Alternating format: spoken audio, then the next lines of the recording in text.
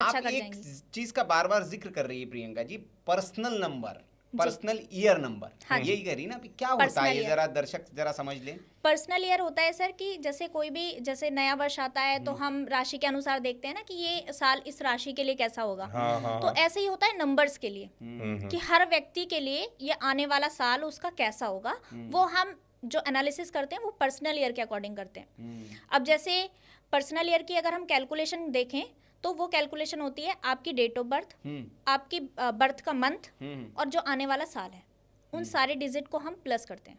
अब जैसे एक मैं उदाहरण दर्शकों के लिए दे दे। जैसे एक एग्जांपल मैं देती हूँ। 6 जनवरी है किसी का जन्म, 6 जनवरी 1998, तो हम 6 जनवरी एक और साथ में 2026 1998 की जगह 2026 हाँ इस्तेमाल जी, करना। ईयर की जगह जो ईयर चल रहा है उसको प्लस करेंगे और फिर जो नंबर आएगा उसको सिंगल डिजिट पे लेके जाएंगे, 1 से लेके 9 तक जो भी नंबर आ रहा है उसके अनुसार वो उनका personal पर्सनल year अब नहीं तो उसमें तो जैसे आपने जो मेरे तो बहुत तेजी से कैलकुलेशन चलता है।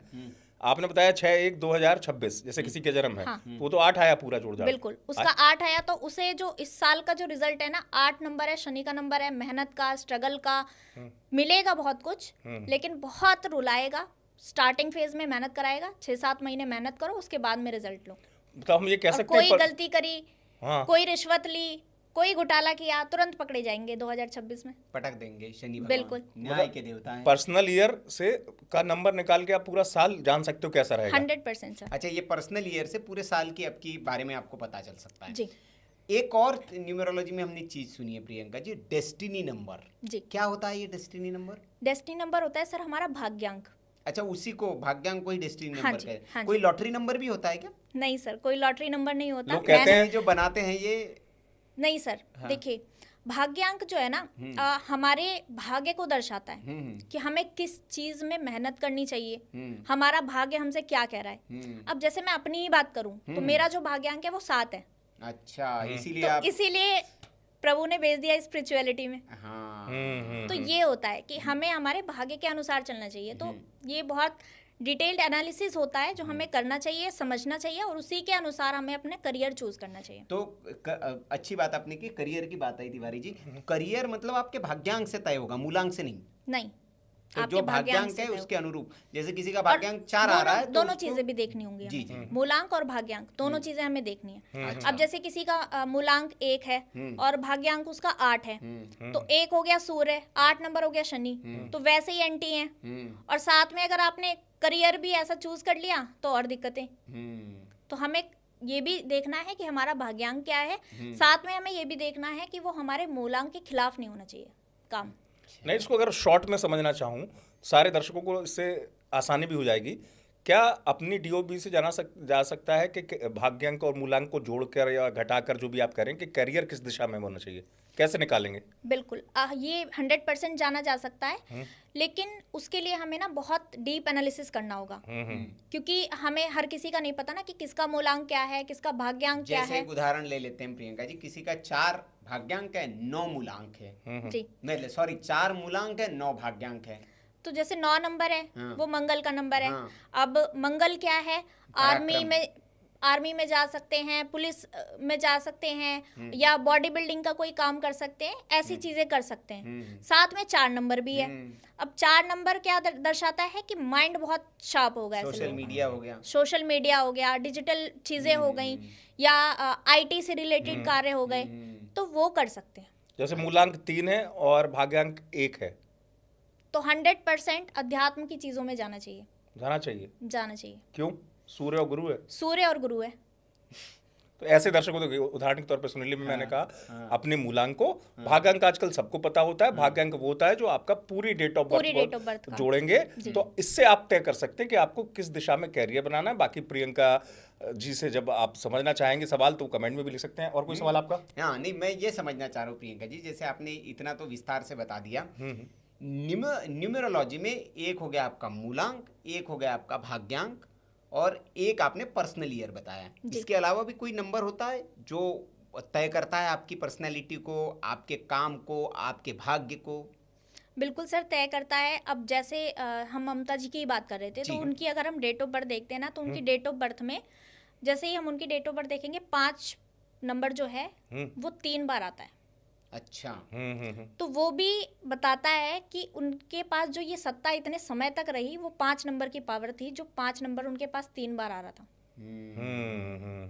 तो मतलब आपकी डेट ऑफ बर्थ में कौन सा नंबर रिपीट हो रहा है, ये बहुत ये भी important है। बहुत इंपॉर्टेंट होता है। जैसे 2-2 बहुत बार रिपीट हो रहा है, अब इसका मतलब जैसे मोदी जी की डेट ऑफ बर्थ है, उसमें 9, 5 और 1 तीनों नंबर है। अब 9 नंबर क्या है? पराक्रम का नंबर है। 5 नंबर क्या है? बुद्ध का बुद्धि का नंबर है। 1 नंबर क्या है? राजा। सूर्य का नंबर है, राजा का नंबर है। और जब हम लोशु ग्रिड देखते हैं तो वो बिल्कुल मिडिल वाली लाइन आती है, 9, 5 और 1। तो वो एक पूरी राजयोग। ग्रिड उनकी कंप्लीट हो रही है, वो एक राजयोग पूरा बन रहा है। तो ये भी बहुत डीप चीजें होती हैं, ये भी हमें देखना बहुत जरूरी होता है। इसलिए कहते हैं ना कि सबका खाली मूलांक देख लिया तो उससे हम किसी के जीवन के बारे में पूरी व्याख्या नहीं कर सकते। ये अच्छा आपने बताया। अब जैसे मैं पूछ रहा था कि जैसे मल्टीपल 2 आ गए किसी के डेट ऑफ बर्थ में, इसका क्या अर्थ होता है?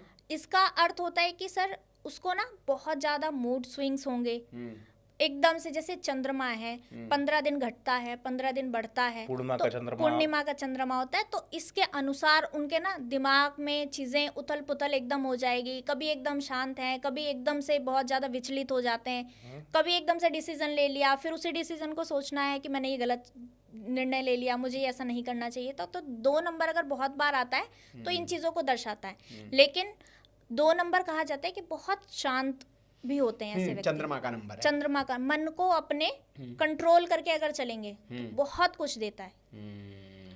बाकी तो लगभग सवाल हो ही गए हैं जी। फिर भी आपको लगता है कि चाहे तारीख हाँ, एक जाते जाते दर्शकों को चाहे तारीख 1 से लेकर 9 तक बेसिक रेमेडीज जिनसे हमारे दर्शकों को लाभ मिले कि ये सबको कर लेना चाहिए, वो भी तो होता होगा। बिल्कुल। एक बहुत अच्छा उपाय बता के जाना चाहती हूँ सभी जी। दर्शकों के लिए जी। कि आपके घर में अगर बरकत नहीं हो रही है तो आपको ये उपाय जरूर करना चाहिए। जैसे कि आजकल लोग गेहूं लेते नहीं है, आटा पिसा पिसाया लेते हैं, रेडीमेड लेते हैं। जो लोग गेहूं लेते हैं तो जब वो पिसवाएं तब ये कर लें। अगर जो पिसा पिसाया आटा लेते हैं तो उनको ये करना है। जी।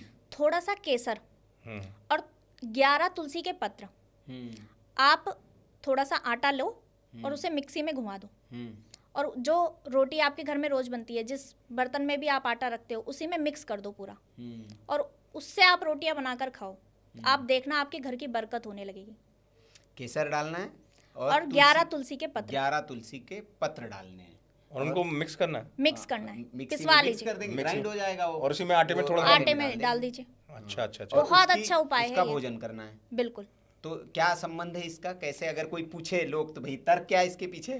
तर्क ये है सर कि एक तो जो हम खाना खाते हैं वो हमारे कहते हैं ना कि जैसा हम आहार ग्रहण करते हैं हमारे अंदर वैसी ही ऊर्जाएं होती हैं, विचार भी वैसे ही आते वैसे ही विचार आते हैं। तो इसका तर्क यही है कि तुलसी के पत्र कितने हमारी सेहत के लिए अच्छे होते हैं, बताया जाता है, हमारे आयुर्वेद में भी इसका वर्णन मिलता है। और साथ ही में केसर, तो क्या ही बात है। तो केसर का भी कितना वर्णन मिलता है कि कितना लाभकारी है हमारी सेहत के लिए। तो ये तो है ही साथ में, लेकिन माँ तुलसी की कृपा और साथ ही में केसर का तेज आपको मिलने लगेगा, आपका ऑरा बहुत अच्छा हो जाएगा। साथ ही में आपके मन में जो विचार हैं वो बहुत पॉजिटिव आने लगेंगे, आपकी हेल्थ बहुत अच्छी रहने लगेगी। बहुत लोग हैं जो बहुत लंबी लंबी बीमारियों से जूझ रहे हैं, वो ये उपाय करके देखना, रोटी बना के खा के देखना, 1 महीने में आपको फर्क दिख जाएगा। दवाइयाँ अगर काम नहीं कर रही हैं तो वो करने लग जाएंगी। क्या बात है, ये नई चीज बताइए ना। ये नई चीज़ है। और ये कहा भी जाता है तिवारी जी, जैसे कि भगवान कृष्ण को जब एक कथा आती है कि उन्हें किसी को भोग लगाना था तो एक तुलसी दल उनको अर्पित कर दिया तो वो तृप्त हो गए। हाँ, वो 56 भोग से जो तृप्ति नहीं मिलती है वो तुलसी के एक दल से भगवान कृष्ण जो है प्रसन्न हो जाते हैं। इसलिए कहा भी जाता है कि जब भी भोग लगाएं तो तुलसी का एक दल जो है वो कृष्ण प्रिया है हाँ, ना, तो इसीलिए उनके इस पे रख दिया जाए, ये कहा जाता है। एक चीज और मैं सबसे कहना चाहूंगी, चाहे आपके जीवन में कितनी भी बड़ी समस्या चल रही है, चाहे आपको लग रहा है कि कोई भी रास्ता मुझे नहीं दिख रहा है, या बिल्कुल हेल्पलेस जब आप हो जाते हैं, तब ये काम करना जो मैं अब बताने जा रही हूँ। तो एक चौपाई है जिसको आपको रोज बोलना चाहिए। अब प्रभु कृपा करहु एहि भांति, सब तज भजन करहु दिन राति। क्या बात है। तो बस इस चौपाई को आपको रोज बोलना है और प्रभु से कहना है कि प्रभु मुझे कुछ नहीं पता, बस आप इतनी कृपा कर दो कि मैं आपका बस भजन करता रहूं। कितनी बार बोलना है? 11 बार। सुबह उठो और मन ही मन इस चौपाई को दोहराते रहो, स्नान करो, उसके बाद में भी प्रभु के सामने, हनुमान जी के सामने बैठो और 11 बार ये चौपाई का पाठ करो। आप देखना, आपकी कितनी भी बड़ी समस्या हो, आपको कोई रास्ता नहीं नजर आ रहा हो, बिल्कुल हेल्पलेस हो, घर परिवार सबसे दूर हो गए हो, तो अब ये कर लेना। बहुत अच्छा उपाय है, जी। सारे बंद रास्ते खोल देंगे हनुमान जी।